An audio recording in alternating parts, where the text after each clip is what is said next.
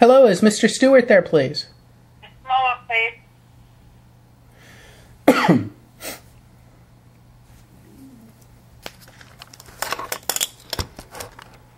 Hello? Hello, Mr. Stewart. This is Jamie Gilson calling from the Cornwall Free News. How are you today? For the who? For the Cornwall Free News? Oh, yes, yes. I read about your incident with Mayor McGillis, and I wanted to know if I could ask you a few questions. Right. What exactly happened? Was it like like your letter in the newspaper? Because I know sometimes newspapers edit letters. Oh, no, not really. I was standing there talking to a friend, exactly what it said in the paper. Uh-huh. And he was across the room, and he come up and abruptly interrupted the conversation I was having with a friend and asked me in profane language what the hell I had against him. That's exactly what was in the paper. Well, why would he come up to you asking you, like in your opinion, why would he come up asking, that question? Well, you want to ask Brian McGillis that, don't ask me. Okay, that's fair enough. How far would he have had to come to get to you by any chance? Oh, maybe 15, 20 feet. All right, so... well, okay, you know the Legion Hall?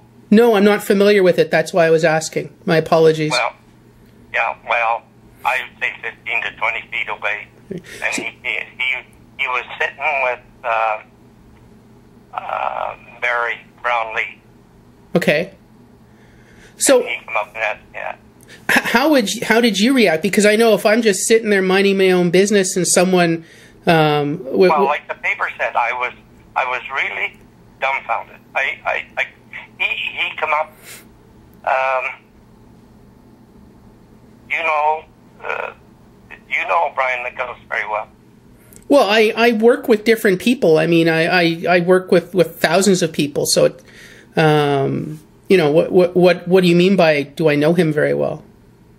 Well, okay, but his personality, that's what I'm getting at. Well, I'm not like best buddies with him, so I don't travel with him or go drinking with him or do anything like that. Well, neither do I, and I haven't spoke to him in years and years and years. But he come up and spoke to me with a personality of kind of like a bully. Right, but just out of the blue, like, doesn't that seem a little odd that someone would do that out of the blue? No, not with him. Okay. So again, in your letter, it said that this went on for 5 minutes. Did you not say anything to him? No, it wasn't 5 minutes. I'd say 2 minutes, 2.5 minutes. Okay.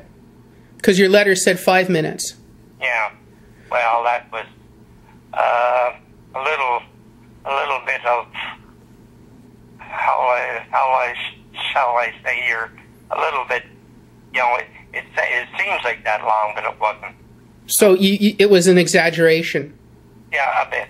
Okay. So again, he comes to you out of the blue like you're saying, and he says this stuff. Do you say anything back to him? Is there an altercation?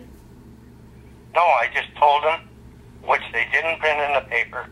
I told him to leave me alone, go and sit down, and practice driving his forklift truck. Practice driving his... Why would you tell him to practice his driving his forklift truck? Was he a forklift driver? That's all. That's right. That's what he used to do at Downtown. You work there too, right? Right. Okay, so that's where you two guys know each other. Yes, but I didn't work with them. Okay. I repaired them. Did you vote for him? No. Yes, I did the last time. Okay. So you voted for him. So you had this altercation. It lasted for 2 minutes, not 5 minutes. How did it end? Like what happened? I mean, Well, when I told him, I walked away from him with my friend, and we went and sat down. Who was your friend that was with you? Why are you asking these questions? Well, because I'm doing a story on this, and if you have to be very, very careful of what you print, because I could get sued, and I don't want to be sued by anybody. And so you're writing a reprisal, are you? Not a reply. I'm covering the story. The letter was very unusual, and if you've ever read Cornwall Free News, you know we're very, very supportive of all vets. As a matter of fact, we were a sponsor of the Friend of the Vets event at the Air Force Wing this past month. Mm-hmm. So if someone's done anything to a vet, we cover that. Right. Well, the biggest thing that bothers me, it's not the language or anything else. It was the interruption. The interruption. Of coming and without even saying, excuse me, or nothing. What have you got against me? Were you sitting down, sir, when he spoke to you? No, I was standing up. You were standing up. It was sort of like a bunch of people standing around? But there was not a lot, but a lot of people come up to me and said, what was that all about? And I didn't reply to any of that. All I said was, or they said was, we heard loud noises because, you know, if you've got 10 people, there's one leader and 9 followers. Okay. And my point is, I won't be